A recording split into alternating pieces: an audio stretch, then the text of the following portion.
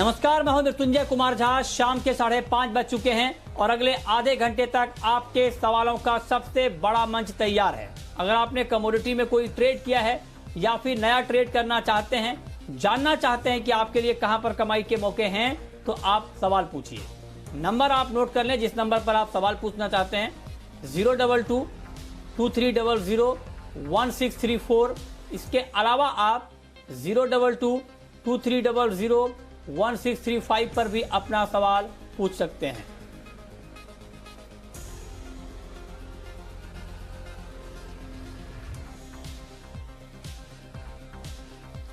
सवाल जवाब का सिलसिला शुरू करेंगे, लेकिन आज हम सबसे पहले बात करेंगे चांदी की, क्योंकि चांदी ने भी आज नया इतिहास बना दिया है और एमसीएक्स पर 1 किलो चांदी का भाव 75,786 रुपए की रिकॉर्ड ऊंचाई पर पहुंच चुका है। जबरदस्त तेजी चांदी की कीमतों में आ गई है और गोल्ड तो लगातार 13वें दिन नई ऊंचाई पर है ही। तो बेतहाशा तेजी का दौर सोने और चांदी की कीमतों में बना हुआ है। हमारे साथ मेहमानों का एक खास पैनल है। इस पर बातचीत करने के लिए हमारे साथ हैं कुमार जैन साहब, चेयरमैन हैं उमेदलाल त्रिलोकचंद के। हमारे साथ पंकज मठपाल हैं, एमडी हैं ऑप्टिमा मनी के। हमारे साथ अजय केडिया हैं, केडिया कमोडिटीज के, और साथ ही सुनंद सुब्रमण्यम हैं, चॉइस ब्रोकिंग के। आप सभी का बहुत बहुत स्वागत है इस खास कार्यक्रम में। मेरा सबसे पहला सवाल आपसे ही होगा जैन साहब कि चांदी 75,700 के पार चली गई है। क्या माना जाए कि दिवाली तक या साल के अंत तक 1 लाख का भाव हम देख लेंगे? बिल्कुल। पहले भी अपनी आपके चैनल से ही बात हुई, उस समय मैंने सोने को एस्टिमेट किया था कि सोना जो है लगभग 65,000 से दशहरा और धनतेरस के बीच में जाएगा, और उस समय चांदी को हमने करीबन 71,000 का एस्टिमेट किया था। लेकिन नहीं, सॉरी, क्षमा चाहता हूँ, 90,000 का एस्टिमेट किया था, और आपके चैनल द्वारा ही ये बात हुई थी, इसी चैनल से। और अभी भी तेजी का माहौल है। इकोनॉमिकली जो है वो दुनिया की इकोनॉमी की बात करें एकदम खराब होती जा रही है। आज डॉलर की बात करें तो डॉलर पूरे वर्ल्ड में सब करेंसियों के सामने टूट चुका है। और वहाँ पे भी जो अभी फेड रेट का इंटरेस्ट का जो बात की थी वहाँ के रिजर्व बैंक, वहाँ की रिजर्व बैंक ने, फेडरल रिजर्व बैंक ने, तो उसमें भी उसने कहा था कि भाई हम ब्याज जो हो सकता है 2022 तक के नहीं बढ़ाएंगे। अब उन्होंने और आगे बात की कि ब्याज अब भी शायद हो सकता है 2023 तक भी ब्याज नहीं बढ़े। तो अब जैसे जैसे लोगों का ध्यान वर्ल्ड वाइड जा रहा है, आज ईटीएफ की बात करें तो रिकॉर्ड ब्रेक ईटीएफ में पैसे जमा हुए। सरकार की जो स्कीम आई थी जो सॉवरिन गोल्ड बॉन्ड की, उसमें भी लोगों ने काफी जमा किया है। तो ये सब देखते हुए लोगों का ध्यान बढ़ गया कि भाई जहां तक महामारी, आज वर्ल्ड में जो महामारी आई है, हर जगह हर कंट्री में आई है, और जियो पॉलिटिकल इश्यू, कल बैरूत में इतना बड़ा ब्लास्ट हुआ लेबनान में, तो ये सब देखते हुए जो माहौल बनेगा, लोग डरे और सहमे रहेंगे। और जो लोग रुपए में अपना पैसा रखते हैं वो करंट कन्वर्ट करके इसको गोल्ड में रखेंगे या कोई भी प्रेशियस मेटल में रखेंगे। गोल्ड और चांदी दोनों प्रेशियस मेटल है और एनकैश ऑन द स्पॉट हो जाते हैं। तो ये सब देखते हुए एक अच्छी तेजी रहेगी सोने में, चांदी में। यहाँ हिंदुस्तान की बात करें तो सरकार ने आज एक और बड़ी अच्छी घोषणा की है। रिजर्व बैंक ने कहा है कि भाई हम जो अब लोन आपको देती थी वो 60%, 65% इसके हिसाब से देते, अब 90% गोल्ड पे मिलेगी। तो ये भी एक लोगों के दिमाग में सोच बनेगा कि इमरजेंसी में अगर पैसा चाहिएगा तो रिजर्व बैंक भी 1 रुपए का 90 पैसा अपने को लोन दे देगी, और आने वाले समय में और भी सोना तेज जाएगा। तो एक वो एक्स्ट्रा बेनिफिट लोगों को मिलेगा। यहाँ करेंसी की बात करें इंडिया की, तो आज इकोनॉमी जो रिजर्व अपनी रहती है वो भी आज रिजर्व बहुत बढ़ गई। कुछ फिगर मेरे पास नहीं है, तो वो भी रिजर्व बढ़ गई। ये देखते हुए हिंदुस्तान की इकोनॉमी फास्ट रिकवर हो रही है, और ये सब देखते हुए हिंदुस्तान सबसे बड़ा कंज्यूमर है गोल्ड का। आज कंपेयर करें तो चाइना में डेफिनेटली चाइना 1200 टन करता है, तो हिंदुस्तान में 800 साढ़े 800। ठीक है, हाँ, ठीक है आपकी बात, हाँ बिल्कुल ठीक है जैन साहब। तो आप कह रहे हैं कि चांदी में बड़ी तेजी आगे दिखेगी। अजय केडिया जी, मैं आपसे अब पूछना चाहता हूं, 75,865 का लेवल है चांदी में अभी इस वक्त हम देख रहे हैं। अगर कोई ट्रेड करना चाहे इस लेवल में तो क्या करना चाहिए? गुड इवनिंग मित्र जी। डेफिनेटली ट्रेड करना थोड़ा सा मुश्किल हो जाता है जब प्राइजेस में करीबन 1,500-2 हज़ार रुपए की तेजी मंदी रहती है। नो डाउट टेक्निकली भी काफ़ी ज़्यादा ओवरबॉट है, बट इससे पहले जैसे मैंने कहा था कि हम एक रिवर्स स्टॉप लॉस लगा के ट्रेड करें वो ज़्यादा अच्छा रहेगा। तो अनलेस एंड अनटिल अभी $26.5 का लेवल जब तक इंटरनेशनल में तोड़ता नहीं, मुझे लगता है $30 तक का लेवल दिखा है, जो कि डोमेस्टिक मार्केट की अगर बात करें तो मुझे लगता है जब तक 72,500 का लेवल नहीं तोड़ता है प्राइजेस में ऊपर, मुझे लगता है 78,000 तक नॉन स्टॉप जा सकता है। नो डाउट टेक्निकली इतना ज़्यादा ओवरबॉट हो चुका है कहीं ना कहीं एक बड़ा करेक्शन भी सामने आ सकता है। बट ओवरऑल मुझे लगता है जब तक 72.5 का लेवल नहीं तोड़ता है डोमेस्टिक मार्केट पे, बिल्कुल शॉर्ट की बात नहीं करनी चाहिए। ऊपर में 78 तक का लेवल दिखा सकता है। ठीक है, ठीक है। तो आप कह रहे हैं कि 78,000 का लेवल ऊपर में दिखा सकता है। 76 के करीब तो मार्केट पहुंच ही चुका है। 5.5% से ज्यादा की तेजी इस वक्त दिख रही है। सुनंद, आपका क्या मानना है, ताजा भाव पर चांदी में क्या किया जाए? ताजा भाव पे चांदी पे भी थोड़ा सा प्रिकॉशनली ट्रेड करना चाहिए। अभी तो फिलहाल तो काफी तेजी पे है, और अभी तो जैसे आपने भी कहा था कि दिवाली तक मैं भी एक्सपेक्ट कर रहा हूँ कि ये भाव 1 लाख के पास आ ही सकता है। सो अभी जैसा ट्रेंड हमें देखने को देखे जा रहे हैं, तो अभी थोड़ा सा वेट करना चाहिए एक करेक्शन के लिए। इंट्राडे बेसिस पे भी अभी खरीदना रहेगा तो अभी तो 75,500 के लेस में थोड़ा सा मिलेगा, एक कंसोलिडेटेड रेंज पे मिलेगा तो ही खरीदारी करना चाहिए। नहीं तो मैं आज के लिए मैं तो अवॉइड करना ही बेटर समझूंगा। ठीक है, तो आप कह रहे हैं कि आज के लिए अवॉइड करें, लेकिन चांदी अवॉइड के मूड में नहीं है। और अभी अभी चांदी ने एक और नया रिकॉर्ड बनाया है, 76,190। जी हाँ, ये अब चांदी का नया रिकॉर्ड बन चुका है। 76,190 रुपए तक चांदी का भाव पहुंच चुका है। जबरदस्त तेजी, मार्केट बिल्कुल रुकने के मूड में नहीं दिख रहा है, लगातार तेजी का माहौल बना हुआ है।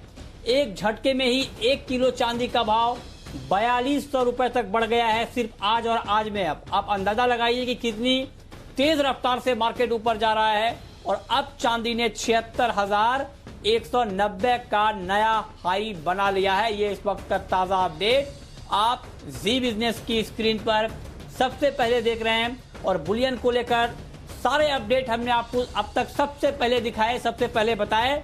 और ना सिर्फ अपडेट, बल्कि हमारे जितने भी एक्सपर्ट थे उन्होंने सबसे पहले आपको आगाह किया था, आपको बताया था कि बड़ी तेजी की तरफ सोने और चांदी का मार्केट आगे बढ़ रहा है। और बिल्कुल उसी लाइन पर, उसी दिशा में ये तेजी हम देख पा रहे हैं। अब आप बताइए कुमार जैन साहब, 76,200 ये इसके करीब मार्केट पहुंच चुका है एमसीएक्स पर चांदी का। अगस्त की समाप्ति किस लेवल पे होगी चांदी की, क्या अनुमान है आपका?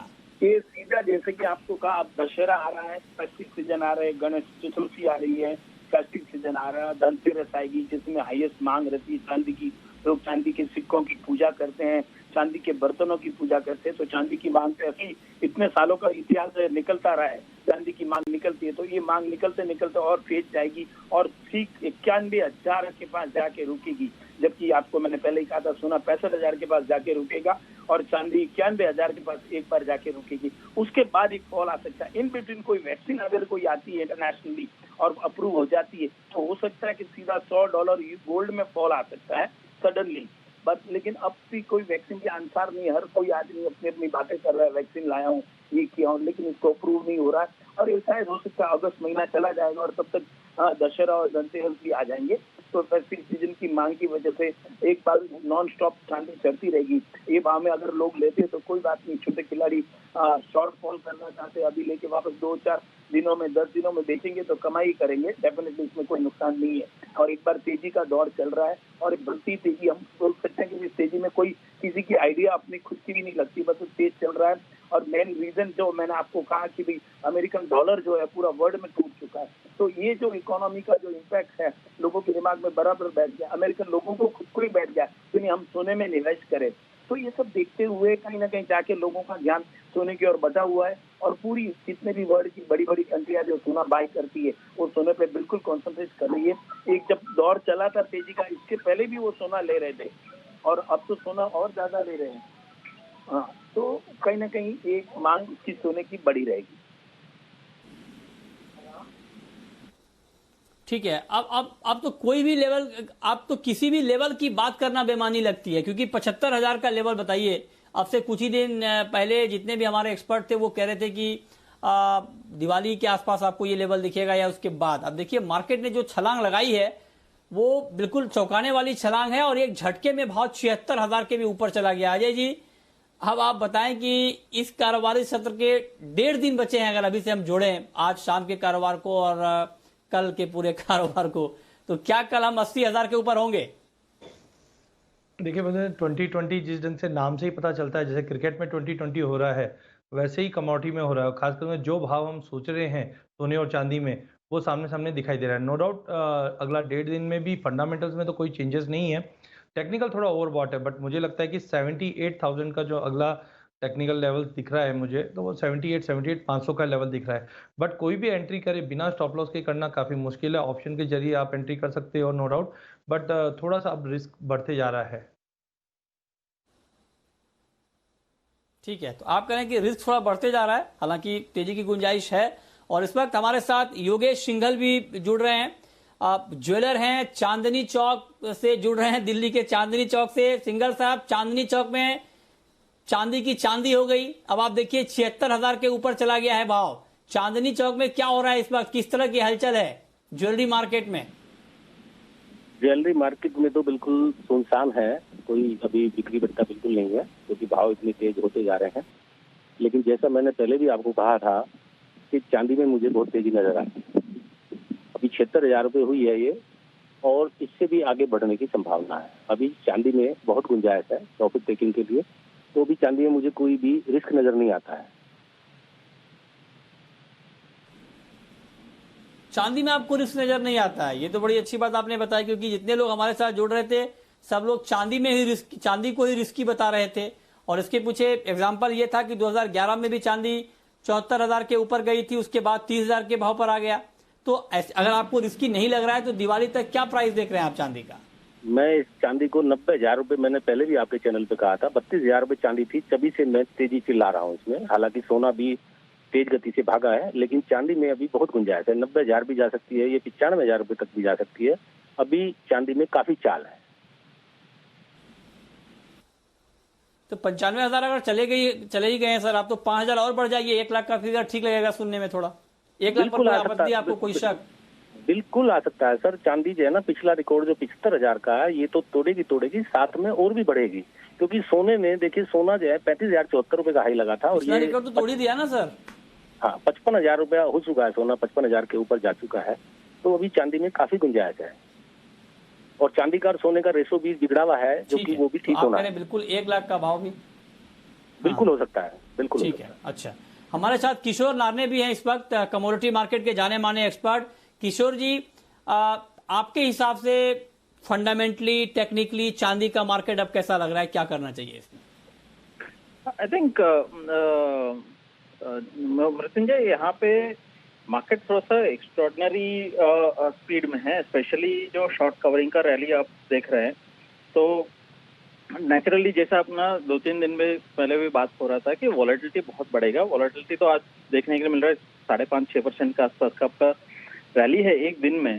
तो नेचुरली अगर आपको 2-4-5% करेक्शन आना बहुत बड़ी बात नहीं है, सो ट्रेडर्स को वो ध्यान भी रखना चाहिए। बट तेजी तो बिल्कुल है, उसमें कोई दो राय नहीं है। और सिल्वर ऐसा मेटल है जहाँ पे शैलो प्लस स्पेक्युलेटिव इंटरेस्ट ज्यादा रहता है गोल्ड से। गोल्ड में क्या होता है, इन्वेस्टर इंटरेस्ट ज्यादा रहता है, सिल्वर में स्पेक्युलेटिव इंटरेस्ट ज्यादा रहता है। वो आपको ठीक से देखने के लिए मिल भी रहे हैं। तो मेरे हिसाब से आपको 78,000 78,500 के आसपास का आपका जो रेसिस्टेंसेस मिल सकता है।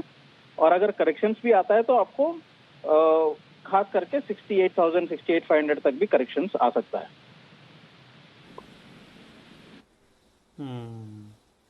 68 और 65 ये बताया सर आपने, मतलब 65,000 भी आ सकता है भाव करेक्ट होके, करेक्शंस आ सकता है। सो मतलब आपको न्यूज ट्रिगर्स मिल जाता है, तो कभी भी ऐसा इतना करेक्शन कुछ बड़ी बात नहीं है। सिल्वर में आपको दिन का 10% का करेक्शन कभी भी दिख सकता है। हाँ, कोई बड़ी बात नहीं है, ठीक बात।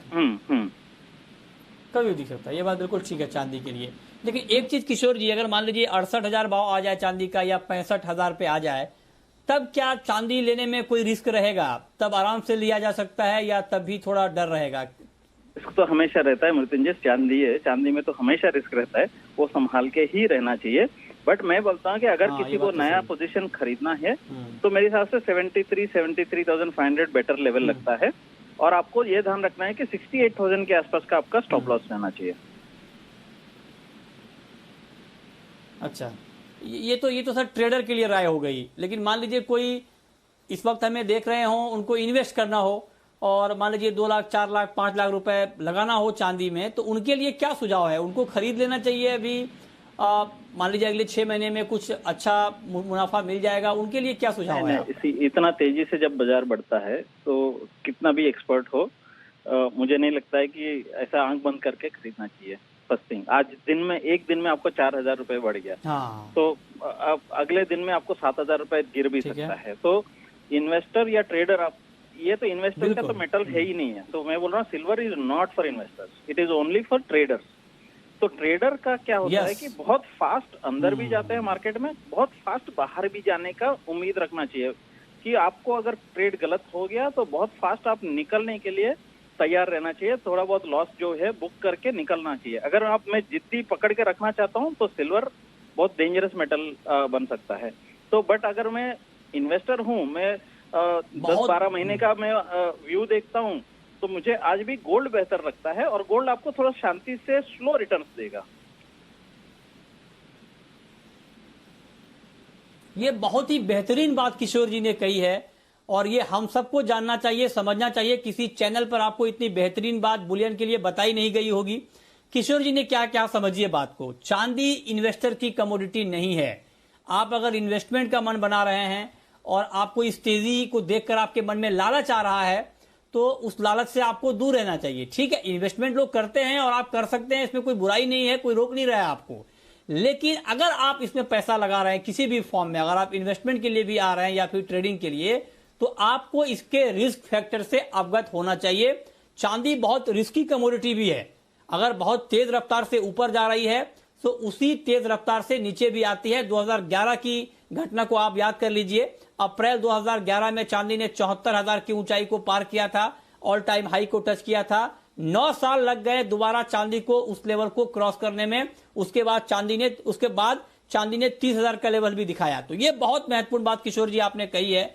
एक चीज किशोर जी मैं आपसे और पूछना चाहता हूं। आपने कहा कि गोल्ड में पैसा लगाते रहें, थोड़ा वहां पर रिटर्न कम मिलेगा लेकिन वहां पर रिस्क फैक्टर ज्यादा नहीं होगा।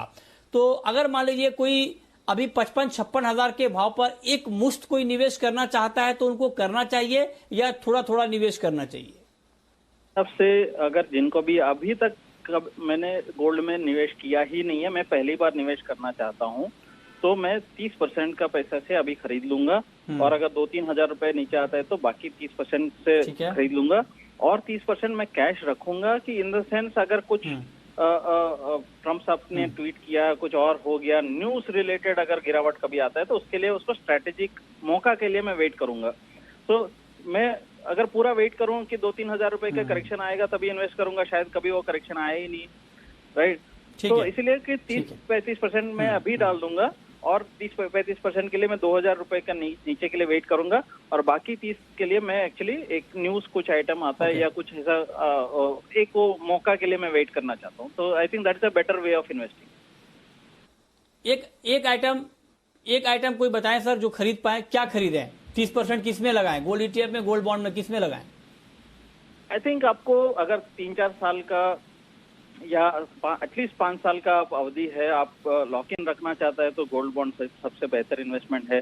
नहीं, उससे कम आप इन्वेस्ट करना चाहता है, अगर 1 साल 2 साल के अंदर मेरे को निकलना है तो ETF भी ठीक बात है। कई बार अभी काफी AMCs मल्टी एसेट फंड्स भी लेके आ रहे हैं जिसमें आपको कुछ इक्विटी, कुछ कमोडिटी, जिसमें गोल्ड खास करके काफी अभी फंड्स आ रहे हैं, उसमें भी डाल सकते हैं, जहां पे आपका फंड मैनेजर डिस्ट्रीब्यूशन कर लेगा।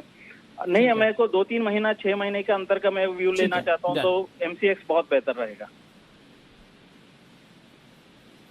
चलिए, बहुत शुक्रिया किशोर जी आपका हमारे साथ जुड़ने के लिए, इन तमाम खबरों पर बातचीत करने के लिए। और जैन साहब, कुमार जैन साहब, आपका भी बहुत बहुत शुक्रिया सोने और चांदी पर अपना व्यू देने के लिए। लेकिन गोल्ड को लेकर के एक और महत्वपूर्ण खबर आई है आज, और वो खबर यह है कि अब गोल्ड के बदले जो आप लोन अगर आप लेते हैं तो अब आपको ज्यादा लोन मिलेगा। अब RBI ने आज ऐलान किया है कि जो गोल्ड टू लोन रेशियो होता है उसको 90% कर दिया। इसका मतलब ये हुआ कि अगर आप 1 लाख की अगर वैल्यू है आपकी ज्वेलरी की, उसके बदले आप लोन लेना चाहते हैं तो अब आप 1 लाख की कीमत के बदले 90,000 रुपए तक का लोन ले सकते हैं, जो कि पहले 75,000 रुपए तक ले सकते थे। मतलब 15,000 रुपए का इजाफा उसमें किया गया है, 15% का उसमें इजाफा किया गया है। इसका क्या फायदा होगा और कैसे आप अगर किसी को गोल्ड के बदले लोन लेना ही है तो वो उनको किन प्रक्रियाओं से गुजरना होगा, कैसे वो लोन ले सकते हैं, ये सब बताने के लिए हमारे साथ ऑप्टिमा मनी के एमडी पंकज मठपाल साहब जुड़ रहे हैं इस पर। पंकज जी, बहुत बहुत स्वागत है आपका। पहले तो आप ये बताएं सर कि गोल्ड लोन लेने की प्रक्रिया क्या होती है, कैसे मिलता है गोल्ड लोन? आपके पास जो भी ज्वेलरी है या फिर आपके पास में गोल्ड बुलियंस वगैरह हैं, उसका वैल्यूएशन होता है। तो कुछ वैल्यूअर होते हैं, सर्टिफाइड वैल्यूअर, जहां से भी आप लोन लेंगे, चाहे वो आप किसी एनबीएफसी से ले रहे हैं या बैंक से ले रहे हैं, तो उनके वैल्यूअर जो होंगे वैल्यूएशन करेंगे। उस वैल्यूएशन के आधार पर जो उसकी वैल्यू होगी उसका अब 90% तक आपको लोन मिल सकता है। जो पहले 75% था, अब 90% हो गया। तो ये बहुत ही अच्छा है, क्योंकि इस स्थिति में जब लोगों के पास में पैसे की दिक्कत थी, तो एक तो इस वक्त गोल्ड का प्राइस बढ़ गया और ऊपर से उस पर आपको 90% तक लोन मिल रहा है। तो ये लोगों के लिए अच्छा है। ठीक। अच्छा, मैं एक चीज आपसे और जानना चाहता हूं कि आपने कहा कि गोल्ड का वैल्यू पहले तय किया जाता है, उसके बाद आपको उसका 90% लोन दिया जाता है। तो क्या ये अलग अलग बैंक में, अलग अलग नॉन बैंकिंग फाइनेंशियल कंपनियों में अलग अलग वैल्यू तय होता है या एक ही वैल्यू रहता है? कैसे तय होता है? नहीं, ये तो वैल्यूअर के ऊपर है, लेकिन मोर और लेस सेम ही होता है। अब क्योंकि ज्वेलरी है तो ज्वेलरी के ऊपर को पता है कि उसके मेकिंग चार्जेस होते हैं, उसके ऊपर थोड़ा सा क्योंकि पुराना है तो उस हिसाब से इम्प्योरिटी होती है। तो उन बातों को ध्यान में रखते हुए वैल्यूअर जो है वो वैल्यूएशन करते हैं। तो ये कोई फिक्स फॉर्मूला नहीं, थोड़ा बहुत डिफरेंस हो सकता है, बट मोर और लेस ऑलमोस्ट सेम रहेगा। अब ऐसे में क्योंकि गोल्ड के प्राइस, जैसे मैंने बताया कि बहुत बढ़ गए हैं, तो यहाँ पर 90% जो मिलेगा ये काफी अच्छी वैल्यू हो गई है। मैं एक बात और ऐड करूंगा ये आपको कि इस स्थिति में आपको पता है कि लोगों ने मोरेटोरियम लिया। अब मोरेटोरियम का मियाद खत्म हो जाएगी तो लोगों को जरूरत पड़ेगी पैसे की, या फिर लोगों ने पर्सनल लोन या क्रेडिट कार्ड का पेमेंट नहीं भरा हुआ था जिसके ऊपर इंटरेस्ट रेट बहुत ज्यादा होता है। अब ऐसे में गोल्ड लोन पे जो इंटरेस्ट है इस वक्त करीब करीब 7%, 7.5% के आसपास आपको मिल जाना चाहिए। डिपेंड करता है आप एनबीएफसी से ले रहे हैं या बैंक से ले रहे हैं और किस तरह का रेट सिस्टम आप फॉलो कर रहे हैं, बट 7-8% के आसपास आपको गोल्ड के ऊपर लोन मिल जाएगा, क्योंकि ये सिक्योर्ड लोन है, मिल जाएगा। तो क्रेडिट कार्ड और पर्सनल लोन के मुकाबले में ये बहुत सस्ता है। तो ये एक बड़ी अच्छी सस्ता है, ये बहुत महत्वपूर्ण बात है। बहुत शुक्रिया पंकज मठपाल साहब। आपने कहा कि 7 से 8% पर आपको गोल्ड लोन मिल जाता है, जो कि पर्सनल लोन या फिर क्रेडिट कार्ड के मुकाबले काफी सस्ता होता है। तो ये फायदा उठा सकते हैं आप।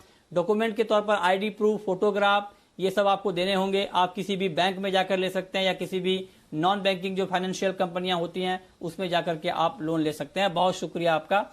आखिरी सवाल सुनंद मेरा आपसे होगा। आज ना सिर्फ बुलियन मार्केट में जबरदस्त तेजी, बल्कि एग्री मार्केट में भी जबरदस्त तेजी का माहौल बना हुआ है। एग्री मार्केट में इस तेजी के पीछे क्या वजह है? अगर हम एग्री मार्केट करें तो एग्री मार्केट में काफी अच्छा तेजी हमें इसलिए देखने को मिला है कि मार्केट में अभी भी एक चिंता की बात हो रही है। जैसे कि अगर नॉर्थ वेस्ट इंडिया में देखेंगे तो मार्केट में अभी भी कुछ जगहों पे अच्छी तरह से बारिश नहीं हुई है। खासकर अगर आपने जैसे बात की थी ग्वार सीड और ग्वार गम की, ग्वार सीड और ग्वार गम हमें आने वाले दिनों में भी तेजी देखेंगे, क्योंकि राजस्थान में भी अगर हम बात करें तो सोइंग के आंकड़े अभी भी पीछे है पिछले साल के मुताबिक, जिसके वजह से मार्केट में आज का काफी तेजी देखने को मिला था। दूसरे ये खबर है कि ट्रेडर्स के मुताबिक वहां पे स्टॉक्स बहुत कम है, क्योंकि पिछले साल का उत्पादन काफी उतना अच्छा नहीं था, जिस वजह से मार्केट में स्टॉक में कमती देखने को मिली थी। तीसरी बात यह है कि जितने आने वाले दिन में जितना पॉजिटिविटी हमें क्रूड में देखने को मिलेगा, जैसे इंडस्ट्रियल डिमांड बढ़ेगा, यूसेज बढ़ेगा, उसके साथ साथ हमें ग्वार सीड और ग्वार गम दोनों कॉम्प्लेक्स में काफी तेजी देखने को मिलेगी, क्योंकि उसके साथ साथ एक्सपोर्ट का भी डिमांड हमें बढ़ते हुए नजर आते हुए देखेंगे।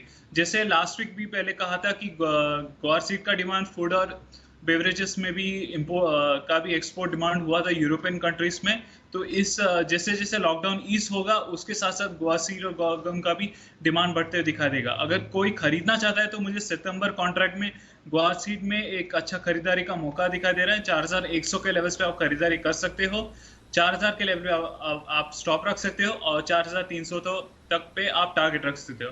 और बात अगर हम ग्वार गम की करें तो ग्वार गम में खरीदारी का मौका अभी भी 6700 के लेवल्स पे दिखाई दे रहा है।